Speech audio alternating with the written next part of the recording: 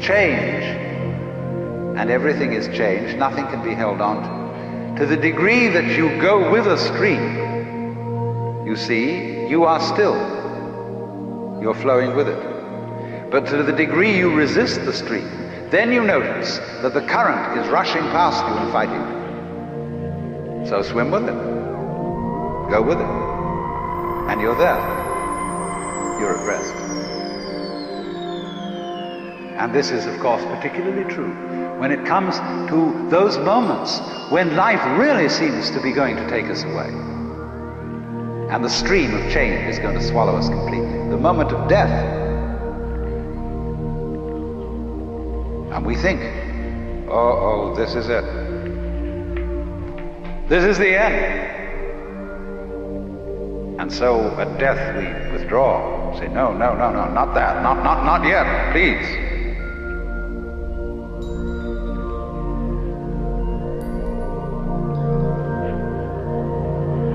But actually, the whole problem is that there really is no other problem for human beings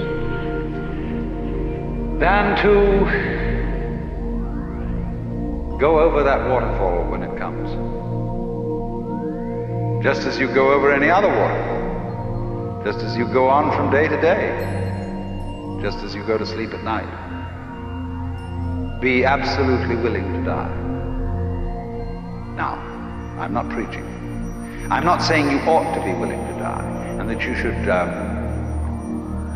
muscle up your courage and somehow put on a good front when the terrible thing comes. That's not the idea at all. The point is that you can only die well if you understand this system of waves. If you understand that your disappearance as the form in which you think you are you, your disappearance as this particular organism, is simply seasonal.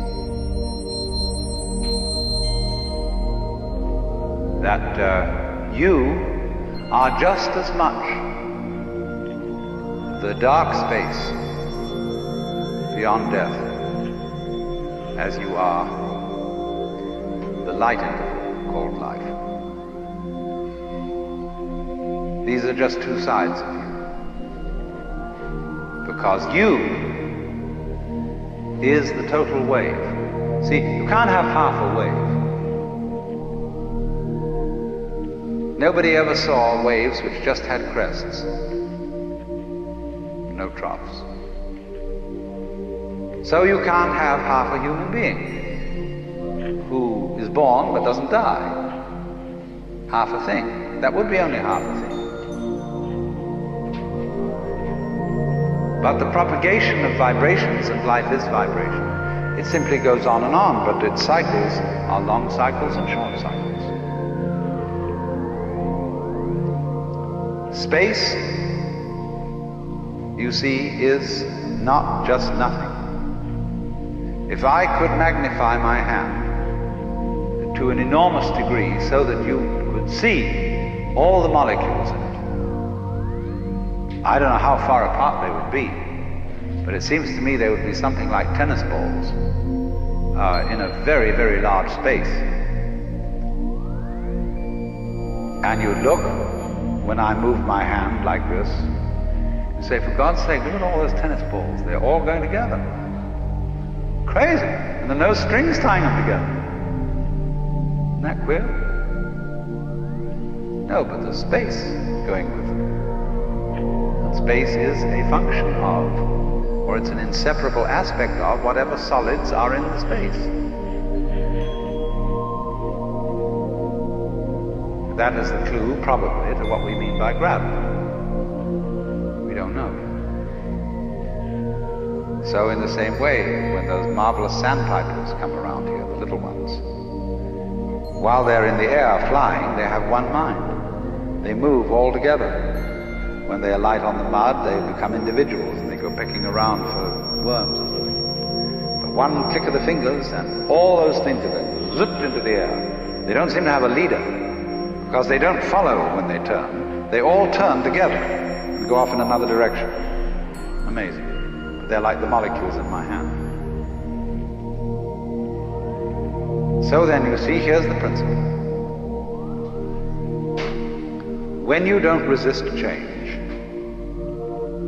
I mean over-resist, I don't mean being flabby. When you don't resist change, you see that the changing world, which disappears like smoke, is no different from the nirvana world.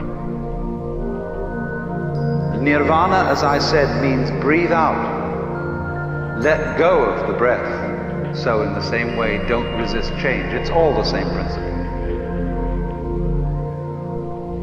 So the Bodhisattva saves all beings, not by preaching sermons to them, but by showing them that they are delivered, they are liberated by the very fact of not being able to stop changing. You can't hang on to yourself.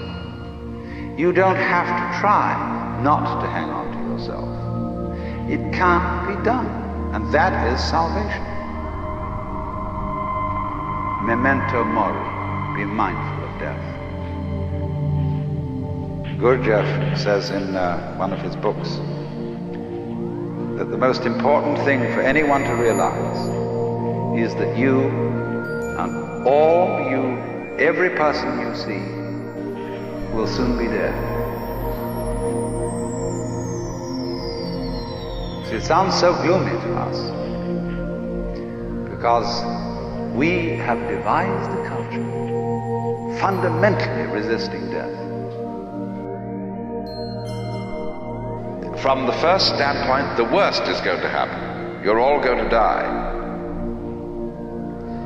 And don't just put it off in the back of your mind and say, I'll consider that later. It's the most important thing to consider now, because it enables you, it is the mercy of nature, because it's going to enable you to let go and not defend yourself all the time. Waste all energies in self-defense.